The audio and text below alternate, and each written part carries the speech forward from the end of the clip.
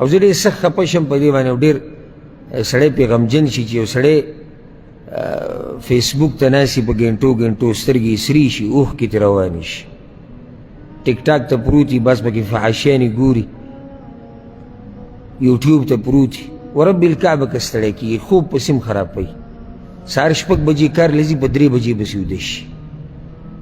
والله چې په 3 بجې بسې ویده شي که زما دا خبره غلطه ما ته وایي ستا غلطه په 3 ویده شي سهار مونځ خو پکې پاتې پاتې خو حقه شپږو له ځان راپاسې وځي کارګاه خوب هم خراب روټۍ هم نه خوري کله ناکله ته ورته اواز کوه راشه که نه راشه روټۍ خو وخوره که نه نه دې موبایل کې لګیا روټۍ پسې هم پرېږدي او چې د قرآن او د حدیث خبره راشي او د عالم سره د ناستې خبره راشي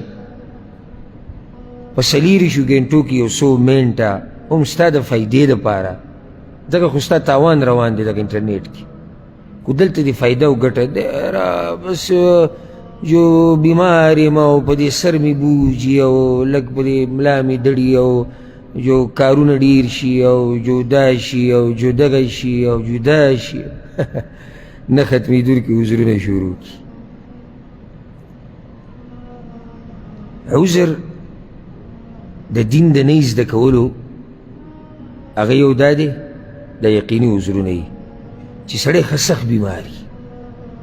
دا منم دا ټوک د بیماري نه هسې وایي بوج مې دی په سر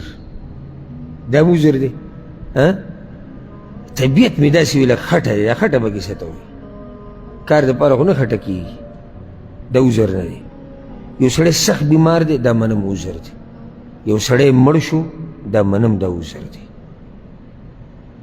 مړ شو کیسې ختم شو